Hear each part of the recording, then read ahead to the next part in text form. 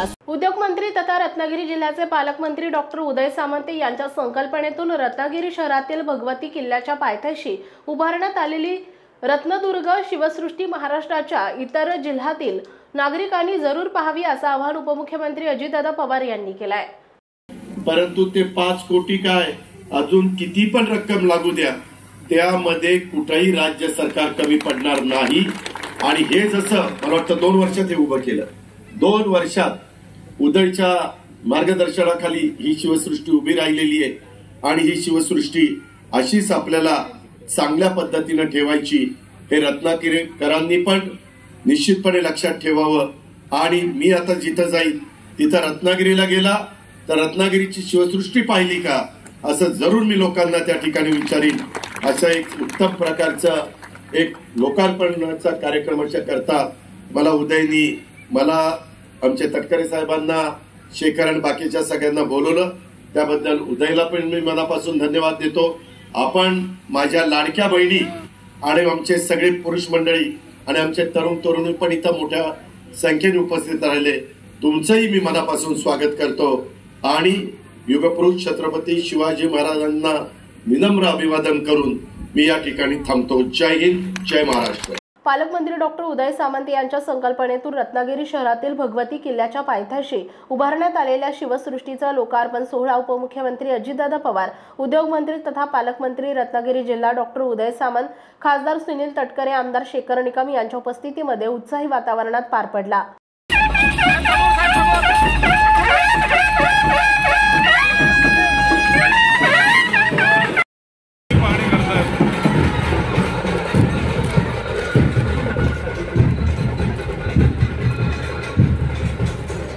खास रत्नागिरीकरांसाठी आपल्या सर्वांसाठी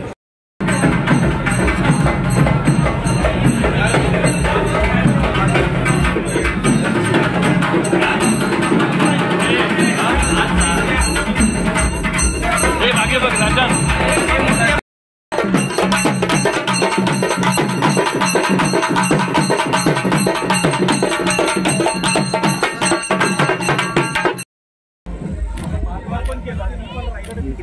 बाबांनो लाईव्ह बीट पडन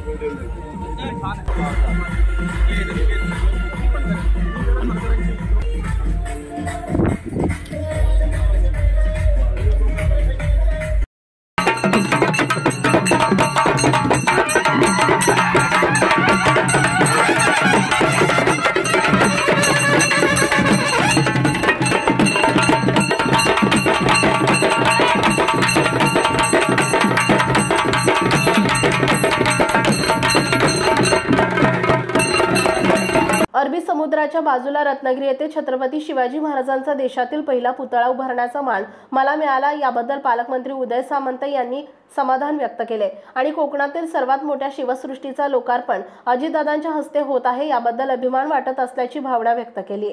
छत्रपती शिवाजी महाराजांची जयंती आहे आणि म्हणून सर्वप्रथम या जयंतीच्या निमित्तानं उपस्थित सर्व जीवभक्तांना मी मनापासून शुभेच्छा देतो। आणि आपल्याला आठवत असेल की विधानसभेच्या निवडणुकीच्या अगोदर फक्त छत्रपती शिवाजी महाराजांच्या पुतळ्याचं अनावरण आपण केलं होतं आणि छत्रपती शिवाजी महाराजांच्या शिवसृष्टीचा दुसरा टप्पा हा पूर्ण झालेला नव्हता आणि त्याचा लोकार्पण सोहळा अजितदादांच्या हस्ते होतोय। मला असं वाटतं की आपल्या कोकणामधली ही सगळ्यात मोठी शिवसृष्टी आहे। अरबी समुद्रामध्ये छत्रपती शिवाजी महाराजांचं स्मारक बांधायचा संकल्प महाराष्ट्र शासनाने केलेला होता, परंतु तो कधी पूर्ण होईल याची कल्पना मला नाही। परंतु दादा मला मनापासून सांगताना आनंद होतो की अरबी समुद्राच्या बाजूचा छत्रपती शिवाजी महाराजांचा देशातला पहिला पुतळा हा रत्नागिरीमध्ये आम्ही उभा केलेला आहे, हे सांगताना मला मनापासूनचा आनंद होतो। आणि ही सगळी किमिया जी आहे ही खऱ्या अर्थानं रत्नागिरीकरांची आहे, कारण रत्नागिरीकरांनी 5 वेळा या विधानसभेचं नेतृत्व करण्याची संधी मला दिली आणि त्याचमुळे हा संपूर्ण परिसर सुशोभित होऊ शकला, हे नम्रपणानं मला इथं सांगितलं पाहिजे। राज्याचे मुख्यमंत्री आदरणीय एकनाथ शिंदे साहेब असताना या शहरामध्ये जे जे विकासासाठी आम्ही पैसे मागितले ते पैसे हात न आखडता घेत माननीय शिंदे साहेबांनी आम्हाला दिले त्यातलेच हे 20 कोटी रुपये आहेत आणि याच्यानंतर देशातला पहिला 3D मल्टीमॅपिंग शो जो रत्नागिरीकरांसाठी आणि देशवासियांसाठी आम्ही लोकार्पित करतोय त्यासाठी देखील 25 कोटी रुपये हे तत्कालीन मुख्यमंत्री एकनाथ शिंदे साहेबांनी मला दिले होते. आणि दादा आज येताना आपण बघितलं असेल की जिल्हाधिकारी कार्यालय असेल त्याचे 100 कोटी रुपये तुम्ही दिले. जिल्हा परिषदेची आमची इमारत होते त्याचे 100 कोटी रुपये तुम्ही दिलेले आहेत. याच बाजूला आमचा 15 माळचा जो बंधारा आहे 260 कोटी रुपयाचा, ते 260 कोटी रुपये देखील तुम्हीच माझ्या वाढदिवसाच्या निमित्ताने या ठिकाणी दिलेले होते. त्याच्यामुळे रत्नागिरीकरांना असलेला अपेक्षित विकास करण्याचा प्रामाणिकपणाचा प्रयत्न तुमच्या सगळ्यांच्या नेतृत्वाखाली माझ्यासारखा कार्यकर्ता नक्की करतोय.